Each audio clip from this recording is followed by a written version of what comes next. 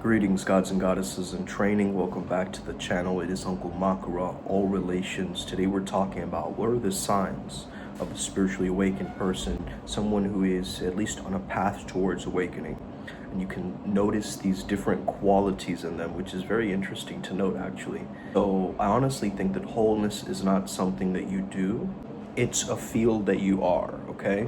This is where shadows are owned, time loosens its grip, love starts to get a spine, and new reality finds rooms to be born. So it's almost like a shape-shifting kind of quality or energy that you will notice in certain kinds of individuals. So one of the qualities that I've noticed is there's this sense of presence without performance.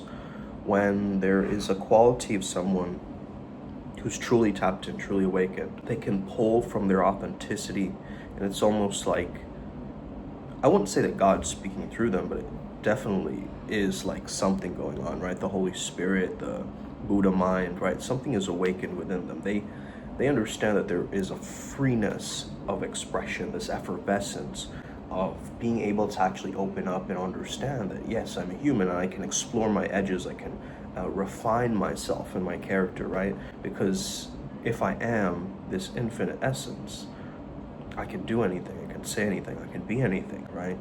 Now, that's not to say I can get away with anything. Truly, if you understand the unified field, you'll understand it's like a psychological coherence, right? Where your thoughts, feeling, and body and behavior start to act as one. They line up so tightly that they generate a palpable field of peace.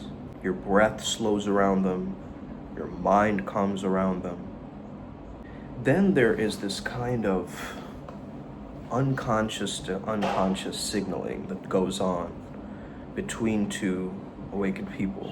You get them just below their words and their presentation. There's something else happening, and you understand that they're tapping into this infinite realm. So your nervous system recognizes their integration, and then it relaxes as well. It's like hearing your native tongue after listening to noise for so many years. You know what I mean? And another thing which is very unique to the quality of these beings. Now, I know there's a lot of like conspiracies, shadows, dogma, corruption out there in spiritual communities and so forth. That's for the fact that we are human, but their spiritual self, right? The embodiment, the integration. These types of people don't hide their darkness because they've integrated them. No projection, no armor. So they feel safe to be real. Okay, I think this is a very important quality for somebody who's really on the spiritual path, is they live in the eternal now, the eternitas, the now ever, as you call it. So this is a psychological time over clock time, and once you access flow state, you enter this timelessness pocket. This creates kind of a temporal sanctuary where urgency and patience can both coexist. The next we have this kind of ageless vibration. They have an ancient eyes, but a fresh gaze. They're older than their years, right? Younger in the face. There is this very innocence merged with a ferocity type of quality to these individuals. And you'll notice you can't really pinpoint and be like, this person is this age.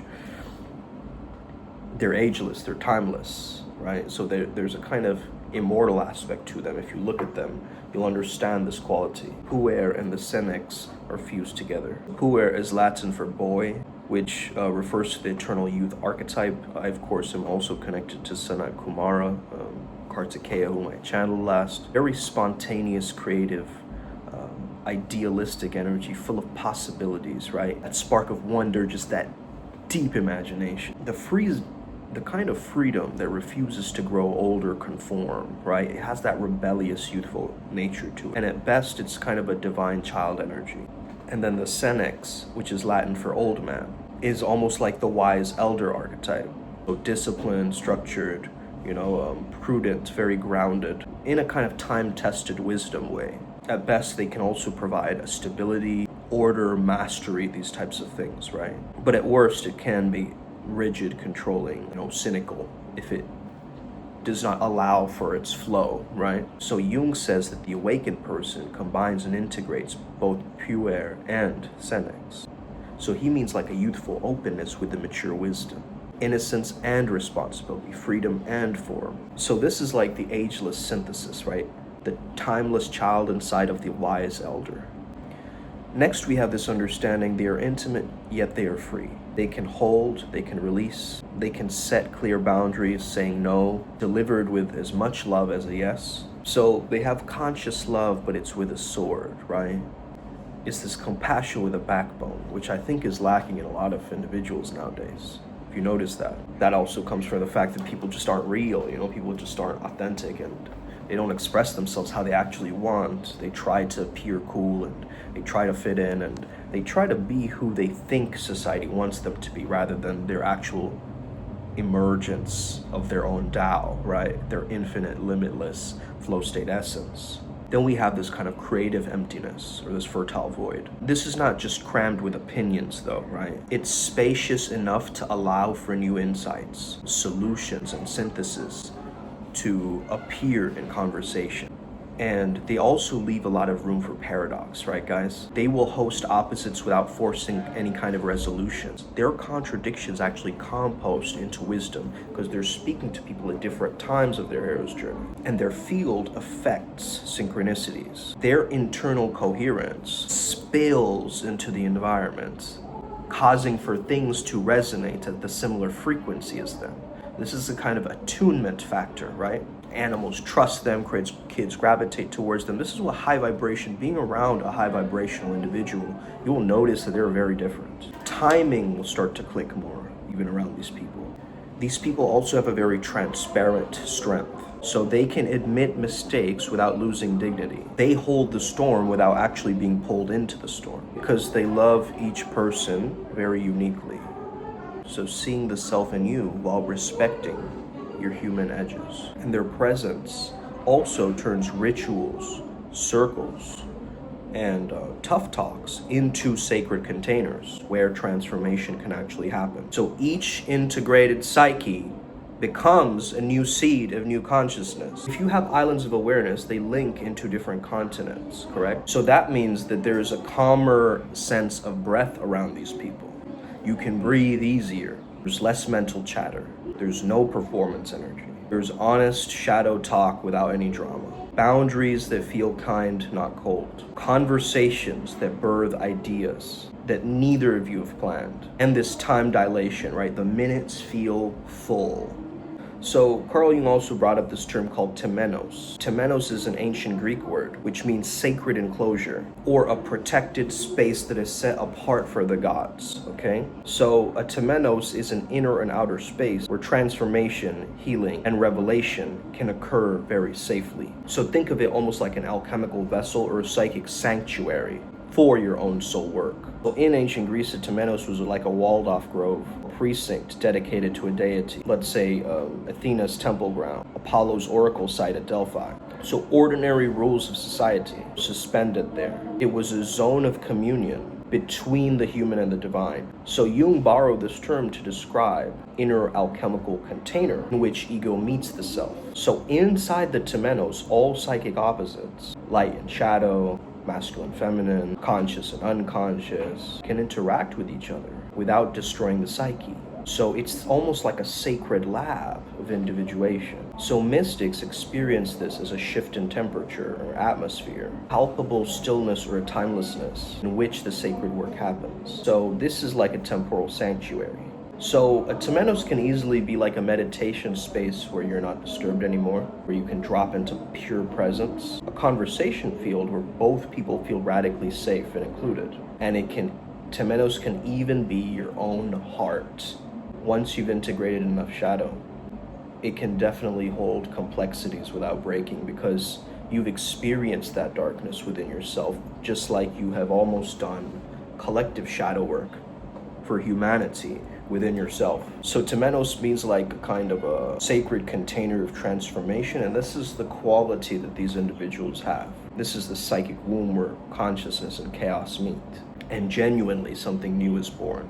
And of course, each new integrated psyche becomes a seed of new consciousness.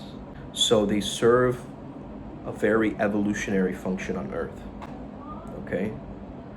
And they have access to what you would call divine energy. So if you are chosen, you will have this energy reserve that you can just tap in, get all of these downloads and connections, and then just speak it into your existence and watch how miracles start just happening, right? This is possible. I've witnessed it within myself and countless others. They have this ability to actually do this. It takes intention, right? Like for instance, even with chi work, right? You'll notice it needs intention for it to actually work, right?